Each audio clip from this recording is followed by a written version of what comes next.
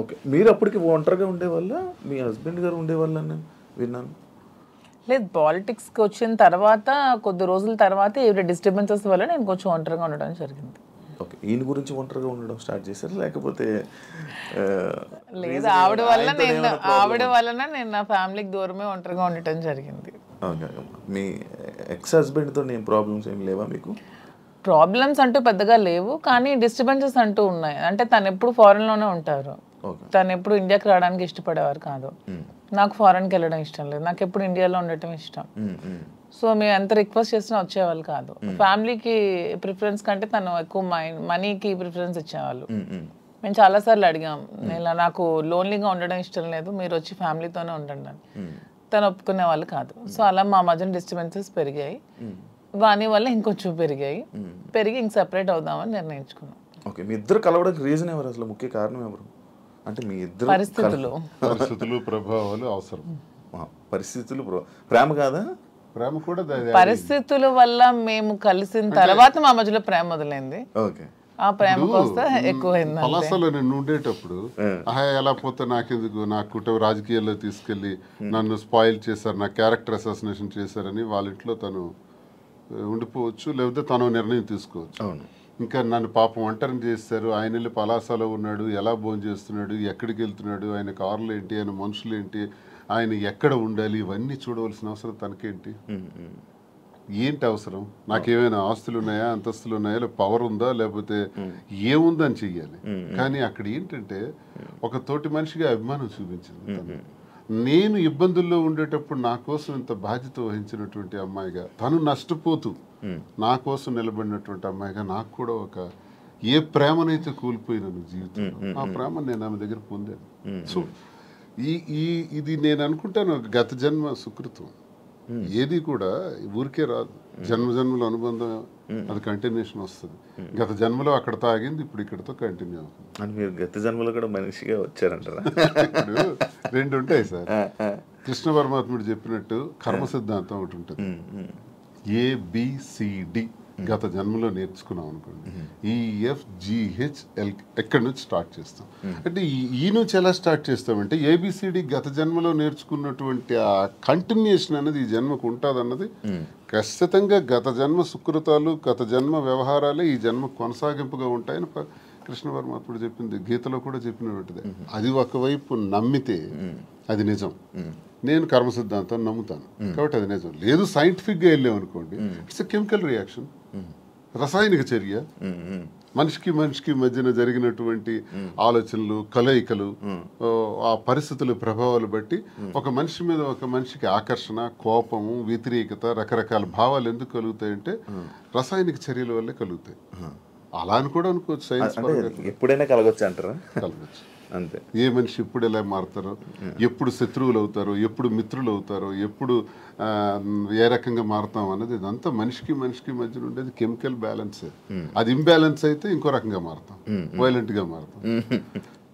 Science ప్రకారం. లేదు కర్మ సిద్ధాంతం ప్రకారం వెళ్తే గత జన్మ సుకృతం. ఏదనుకున్నా మాది కెమిస్ట్రీ పరంగా చూసుకుంటే, సైన్స్ ప్రకారం చూసుకుంటే రసాయనిక చర్య, లేదు కర్మ సిద్ధాంతం ప్రకారం చూసుకుంటే గత జన్మ సుకృతం. ఓకే. మాధురి గారు, మీరు ఇద్దరు కలిసి ఉండడం స్టార్ట్ చేశాక మీలో ఉన్న మార్పులు ఏం చూసారు మీ జర్నీ? అంటే ఏ ఒంటరితనంతో నేను బాధపడ్డానో, ఏ ప్రేమ తక్కువై నేను సఫర్ అయ్యాను. మీకు కూడా ప్రేమ తక్కువైంది ఇంట్లో? మరి ఇద్దరు వేరేగా, ఒకళ్ళు ఫారెన్ లో ఒకళ్ళు ఇండియాలో ఉంటే ప్రేమ తక్కువ ఉంటుంది. వైఫ్ అండ్ హస్బెండ్ అంటే దగ్గరగా ఉంటాయి కదా బాండ్ అనేది. అంటే లాంగ్ డిస్టెన్స్ లవ్ స్టోరీస్ అని ఇప్పుడు రీసెంట్ గా బాగా వైరల్. నాకు అలాంటివి నచ్చవు. కొంతమంది ఒక్కొక్క స్టోరీస్ నచ్చుతారు. మీకు లాంగ్ డిస్టెన్స్ స్టోరీస్ నచ్చవు.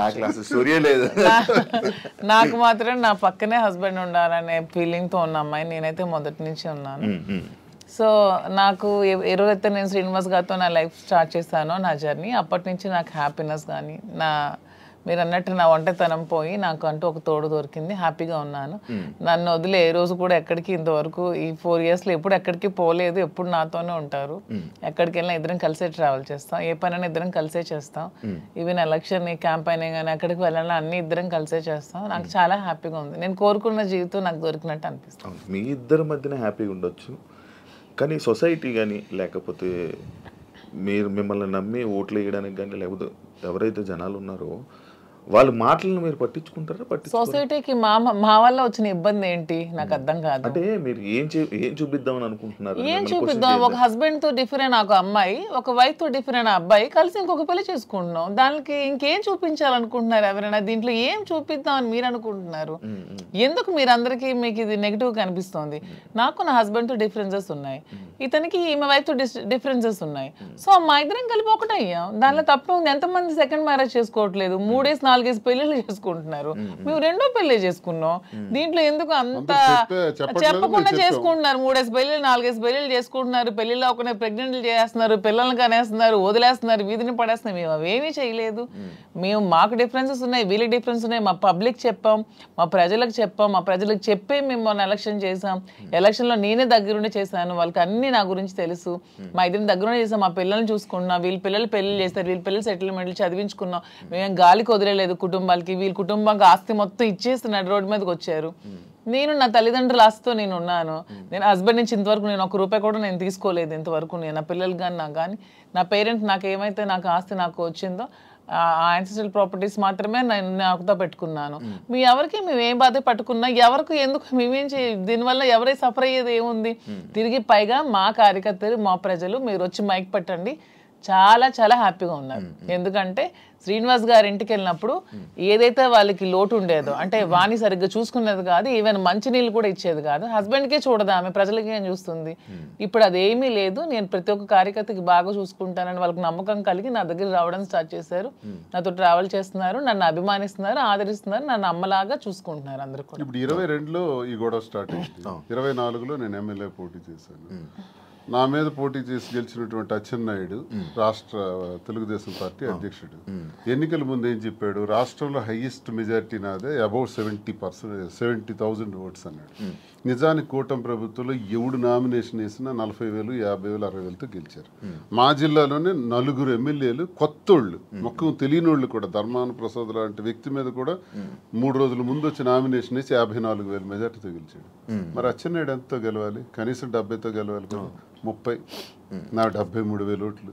ఇవన్నీ తెలిసి ప్రజలు నాకెందుకు ఇంకా నైతికంగా బలంగానే ఉంచారు. నైతికంగా అచ్చెన్నాయుడు ఓడిపోయినట్టే. కిందోళ్ళందరికి ఒక్క 15 రోజుల ముందు వచ్చిన వాళ్ళందరికి కూడా 40,000, 50,000 మెజారిటీలు వచ్చి నీకేం 30,000? అంటే ప్రజలే 1,000 వ్యతిరేకించుంటే అచ్చెన్నాయుడికి 70,000 రావాలి కదా. ఇంత వేవ్లో కూడా అచ్చెన్నాయుడు అతి తక్కువ ఓట్ల తేడాతో గెలిచాడు కదా. సో నేను గతసారి ఎంపీకి పోయినా 3,100 తేడా నాది. వాళ్ళకి మాకు ఎప్పుడు వెరీ లెస్ మార్జిన్, 3,000, 3,500.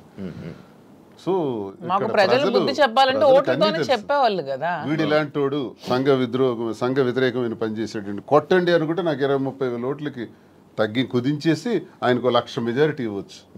జరగల ఇంత వేవ్ లో కూడా. అదే మాకు ప్రజల్లో. అయినా పర్సనల్ లైఫ్ ని ప్రైవేట్ లైఫ్ కి ఏంటి సంబంధం అండి? ఇది మా ఫ్యామిలీస్ మధ్యలో ఉన్న డిస్టర్బెన్సెస్ తో మేము ఒకటే. పర్సనల్ లైఫ్ ప్రైవేట్ రహస్యంగా ఉంటూ అబద్ధాలు ఎవడైతే ఆడతాడో వాడు దొంగ. పర్సనల్ లైఫ్ ను ఓపెన్ గా తెరచిన పుస్తకంలో జనం ముందు చెప్పేస్తే దొంగలు ఎలా అవుతాం? వాస్తవం చెప్పిన వాళ్ళు అవుతాం. ప్రజలే గుర్తించారు, ప్రజలే గౌరవిస్తున్నారు. ఈ రోజు మాకున్న గౌరవం పెరిగింది సమాజంలో. ప్రతి ఒక్కళ్ళు ఎక్కడ చూసినా సార్ ఒక సెల్ఫీ అంటారు. కార్లు ఓవర్టేక్ చేసుకుని స్పీడ్గా వచ్చి ఫోటో కావాలని అడుగుతున్నారు. డాక్టర్స్, ఇంజనీర్లు, పెద్ద పెద్ద ఎంప్లాయీస్, ఉన్నత స్థాయి వాళ్ళు, పోలీస్ ఆఫీసర్స్, పెద్ద పెద్దోళ్ళు కూడా.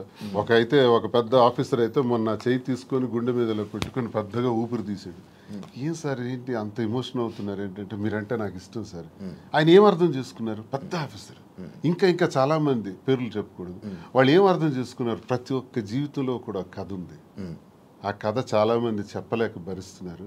మేము చెప్తాం. ఇప్పుడు మీరు ఇన్స్పిరేషన్ అంటారు, చాలా మందికి ఇన్స్పిరేషన్. ఆవేశం ఎలా వస్తుంది? వాళ్ళ కళ్ళల్లో ఆర్ద్రత ఎలా వచ్చింది? ఆ సంతోషం ఎలా వచ్చింది? 1,600 ఉన్నటువంటి యూట్యూబ్ మా ఫాలోవర్స్ ఈ రోజు 1,00,000 దాటారు. 1,45,00,000 వ్యూవర్షిప్ ఎలా వచ్చింది? ఇదంతా ఎక్కడి నుంచి వచ్చింది? అభిమానంతో వస్తుంది. అభిమానమా కాంట్రవర్సీ అంటారు? కాంట్రవర్సీ ఎందుకు రావాలంత? ఫాలో అప్ చేయాలి. న్యూస్ కదా, లేటెస్ట్ న్యూస్ కదా, లేటెస్ట్ రెండు ఉంటాయి. ప్రతి ఒక్కరికి 2 ఉంటాయండి. ఎవరికైనా సరే 2 కోణాలు ఉంటాయి. ఏ మనిషికైనా సరే విమర్శలు ఉంటాయి, పొగడ్తలు ఉంటాయి, 2 ఉంటాయి. అవన్నీ బ్యాలెన్స్ చేసుకొని వెళ్తేనే జీవితం. రావణుడిని మెచ్చింది ప్రజలే, రాముడిని మెచ్చింది ప్రజలే. రెండు ప్రజలు మీకు రావణ ఇష్టం ఉండొచ్చు, నాకు రావణాసుడు అంటే ఇష్టం. ఎవరి లైఫ్ స్టైల్ వాళ్ళది. నాకు రావణాసుడు హీరో, నేను హీరోగా చూస్తాను. సార్ రాముడు అంటే హీరో. అది ఎవరి ఇష్టం వాళ్ళది. ఆయన ఎలా చూస్తున్నారు? రాముడు అనుకుంటున్నారు, రావణాసుడు? నేను డిఎస్ఏ అనుకున్నాను. డిఎస్కి ఒక బ్రాండ్ ఉంది, దువ్వాడ శ్రీనివాస్ అంటే ఒక బ్రాండ్. ఎవరితో కంపేర్ చేయను, ఈ స్పెషల్ అంటే. సార్ మీ బిజినెస్లు అన్నీ వదిలేసారా? వదిలేదు, అన్ని లాగేసుకున్నారు. మేమేం బిజినెస్ వదిలేదు. మైన్స్ కంపెనీ ఎప్పుడు మైన్స్ ప్రపంచ స్థాయిలో కూడా ఐకాన్ బ్రౌన్ గ్రానైట్ ఓనర్ గా మంచి పేరు ప్రఖ్యాతులు సంపాదించాం. మైన్స్ లో బాగా పీక్స్ కి వెళ్ళాను. ఈ గవర్నమెంట్స్ లో గవర్నమెంట్ ఉంటే ఒకలాగా, లేకపోతే రిజల్ట్ రోజు ఈవినింగ్ లాగేసుకున్నాం. 4వ తారీఖు ఎన్నికల ఫలితాలు వచ్చాయంటే ఆ సాయంత్రం కల్లా నా మైనా ఒక్కసారి కొట్టి పంపించేశారు. ఈ రోజు వరకు పెర్మిట్స్ ఇవ్వట్లా. 61 కోట్లు లాస్ సడన్ గా గవర్నమెంట్ రావటం వల్ల, కూటమి ప్రభుత్వంలో అచ్చెన్నాయుడు వీళ్ళు టార్గెట్ పెట్టారు. సరే ఇవన్నీ చేస్తుంటారు వాళ్ళు, భరిస్తారు. శ్రీను గారు అంత మైనింగ్ కంపెనీలు అలాంటి పెద్ద పెద్ద బిజినెస్లు చేసిన మీరు రీసెంట్గా చీరలు బిజినెస్లోకి తీసుకొచ్చేసారని చెప్పి కామెంట్స్ కామెంట్స్ దానికి బిజినెస్, సారీస్ బిజినెస్ కాదా? ఏదైనా బిజినెస్ ఏనండి, దానిలో కామెంట్ చేయడానికి ఏముంది? ఇప్పుడు శ్రీనివాస్ గారు ఎప్పుడు మైన్స్ బిజినెస్, తను ఫస్ట్ నుంచి కూడా. పర్లాకిముడిలో వరల్డ్ ఫేమస్ మెటీరియల్ తను అక్కడ ఉంది. పర్లాకిముడిలో తను క్వారీ చేశారు. ఆ క్వారీని కూడా ఇలా లిటిగేషన్స్ పెట్టి కేసులు పెట్టేసి ఇతను ఓడిపోగానే వాళ్ళ పార్టీ రాగానే టీడీపీ హయాంలో క్లోజ్ చేసేసారు. దాన్ని నిలదక్కుని పాపం మళ్ళీ కొత్తగా టెక్కల్లో స్టార్ట్ చేశారు. దాన్ని కూడా మొన్న రిజల్ట్ రోజు ఈవినింగే మొత్తం కూల్ చేశారు. కోర్టులో కాంట్రాక్ట్స్ వర్క్స్ చేశాం మేమిద్దరం, దాన్ని ఆపేశారు. సో ఇంకేం చేయాలి? నాకు ముందు నుంచి కూడా ఈ శారీస్ విషయంలో నాకు ఒక ప్యాషన్ ఉంది. నాకు ఒక ఫ్యాషన్ మీద ఒక ప్యాషన్తో, ఇంట్రెస్ట్తో నాకు ఈ శారీస్ స్టోర్ పెట్టాలని ఎప్పటి నుంచో ఆలోచన ఉంది. దట్టు ఈ శారీస్ బిజినెస్ ఏంటి, పాలిటిక్స్కి సంబంధం లేకుండా ఉండే బిజినెస్, పీపుల్కి మాకు, పబ్లిక్కి మాకు రిలేటెడ్గా ఉండే బిజినెస్ అనేది ఈ శారీస్ బిజినెస్. ఎందుకంటే మేము పబ్లిక్ ఎంత ఫెయిర్గా ఉంటే వాళ్ళు నచ్చితే మా దగ్గరికి వస్తారు, కొనుక్కుంటారు, వెళ్తారు. సో దీనిలో పొలిటికల్ ఇంటర్ఫీరెన్స్ అంటూ ఏమీ ఉండదు.